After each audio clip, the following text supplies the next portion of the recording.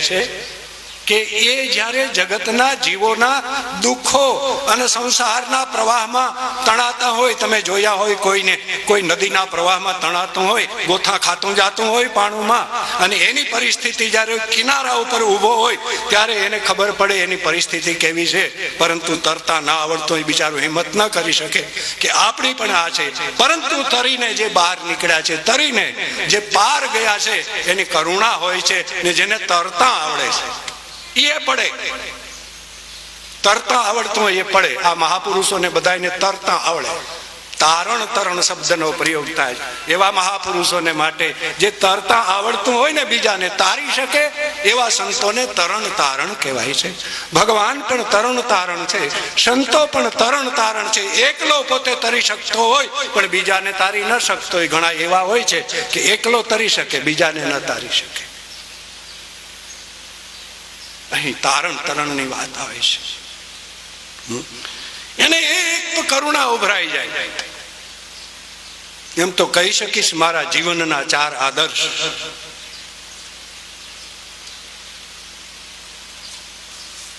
બુદ્ધની કરુણા, તુલસીદાસજી ગોસ્વામી અને બિલ્વમંગલ સુરદાસજીની આધીનતા ક્યાંય જોવા નહીં મળે બંનેની. એના પદોમાં, રામાયણમાં બુદ્ધની કરુણા. તુલસીદાસજી અને બિલ્વમંગલની આધીનતા અને ચૈતન્ય અને મીરાનો પ્રેમ અને અમારા શંકરાચાર્ય મહારાજનું જ્ઞાન અદ્ભુત, અદ્ભુત. જીવનમાં આદર્શ કરવા જેવા છે. એટલા માટે આપણે અવતાર વિશે આપણે વિચાર કરીએ તો આ કંઈક નું આવું એવું છે. પરંતુ આવા મહાપુરુષો આવે છે અને બુદ્ધ ભગવાન પણ એમ કહે, રામકૃષ્ણ પરમહંસ જેવા પણ એમ કે હું 100 વર્ષ પછી પાછો આવીશ, અરવિંદ જેવા કે હું 100 વર્ષ પછી પાછો આવીશ. એ બધા પાછા આવે, આપણે પાછા થાઈએ. આપણે કહીએ ને ક્યાંય ખરખરે જાવ કે ભાઈ પાછો થઈ ગયો ફલાણો, પાછો થયો. એ પાછો થયો એટલે એને પાછો થઈ ગયો. પાછો થયો એનો અર્થ અહીં ગયો પણ પાછો થયો. પરંતુ પાછો આવે, કંઈક નું આવવું છે. એ ધકેલાઈને પાછો થયો. ત્યારે મહાપુરુષો પાછા આવે સ્વ ઈચ્છાએ, નિજ ઈચ્છા નિર્મિત તરી. જ્ઞાનની સામગ્રી સંપૂર્ણ સાથે લઈને, દરેક સુવિધાઓ સાથે લઈને અને સત્વગુણના પરિણામ રૂપ શરીરને ધારણ કરીને એના અસંગ રૂપમાં આવીને જીવનમાં પોતાનું એક આયોજન લઈને આવા સંતો આવે છે. અને એ આયોજન પૂરું થાય ત્યારે સ્વ ઈચ્છાએ આવ્યા હોય ને સ્વ ઈચ્છાએ ચાલ્યા જાય. અવતાર એવી રીતે ભગવાનના અવતારો થાય. આપણી જે માન્યતા છે અવતારોની અંદર થોડી જોઈએ. એક તો 5, એક તો ભગવાનનું વિરાટ સ્વરૂપ જેને પુરુષ અવતાર કહેવાય, જેને પુરુષ સૂક્તમાં જે પુરુષનું વર્ણન થયું છે એ પુરુષ અવતાર છે. આપણે હમણાં જ વાત કરી નમોસ્તવંતાય સહસ્ત્રમૂર્તયે. બીજા ગુણ અવતાર, બીજો ગુણ અવતાર. ગુણ અવતારમાં બ્રહ્મા વિષ્ણુ ને મહેશ આવે, એને ગુણ અવતાર કહેવાય. એક એક ગુણના અધિપતિ. રજો ગુણના અધિપતિ બ્રહ્મા, સત્વગુણના અધિપતિ વિષ્ણુ અને તમોગુણના અધિપતિ શંકર. એને ગુણા અવતાર કહેવાય. પછી લીલા અવતાર. લીલા અવતારમાં હમણાં અવતારો જોશું.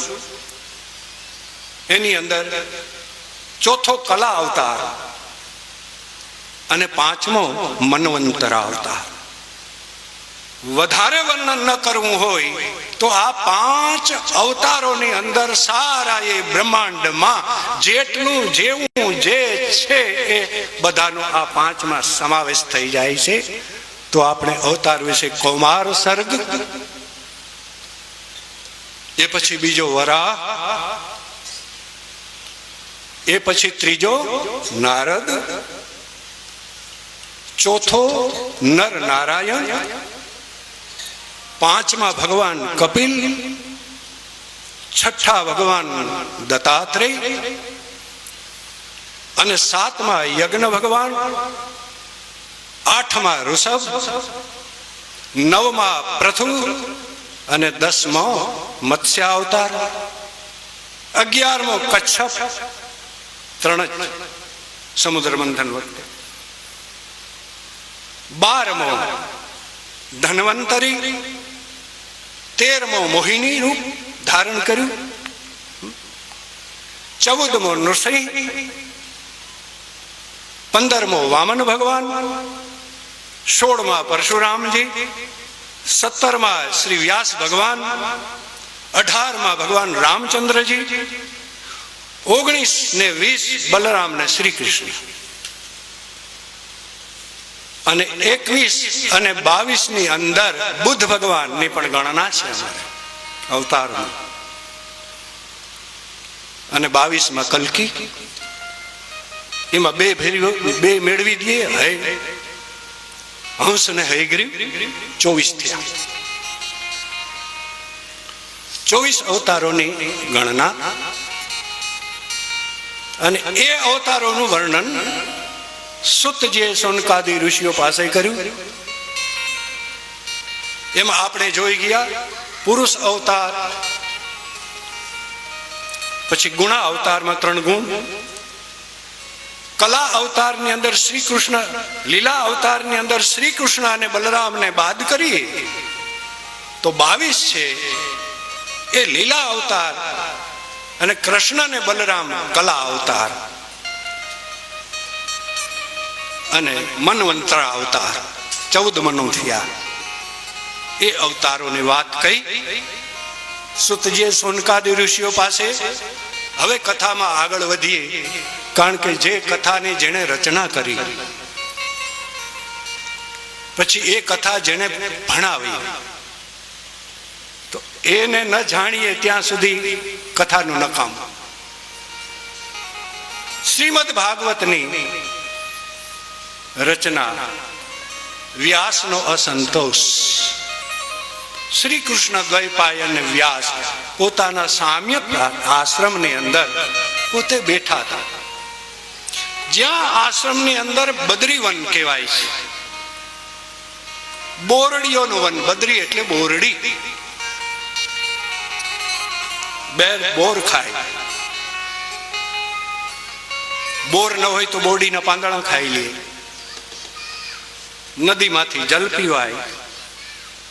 એવા શ્રી કૃષ્ણ દ્વૈપાયન વ્યાસ પોતાના આશ્રમમાં બેઠા છે. આ સંતોને પોતાની ચિંતા હોતી નથી, વ્યથા પોતાની હોતી નથી, અને બીજાની ચિંતામાં એ વ્યથિત હોય છે. ક્યારેક વ્યક્તિ પોતાની ચિંતાથી, પોતાની સ્વની ચિંતાથી પોતે વ્યથિત હોય છે, પરંતુ સંતો બીજાને દુખે દુખી હોય છે. બીજાનું દુઃખ ન જોવાય એટલા માટે એને સુખ કેમ થાય એના વિચારો રાત ને દિવસ કર્યા કરે. લોક સંગ્રહની ભાવના. વ્યાસજીને અસંતોષ થયો. એક વખત પોતાની અંદર કંઈક અપૂર્ણતા દેખાવા લાગી. એને એમ થયું કે આજથી 5000 વર્ષ પછી કે એ પછી કલિયુગ આવશે. કલિયુગ ચાલતો હતો. કલિયુગની અંદર ધીમે ધીમે માણસના આયુ છે બહુ ઓછા થઈ જશે. માણસ મંદ બુદ્ધિનો થઈ જશે, ભાગ્યથી મંદ થઈ જશે, અને અલ્પાયુમાં જગ મેં જીવન અલ્પ હે જો બીજલી ઘન માય.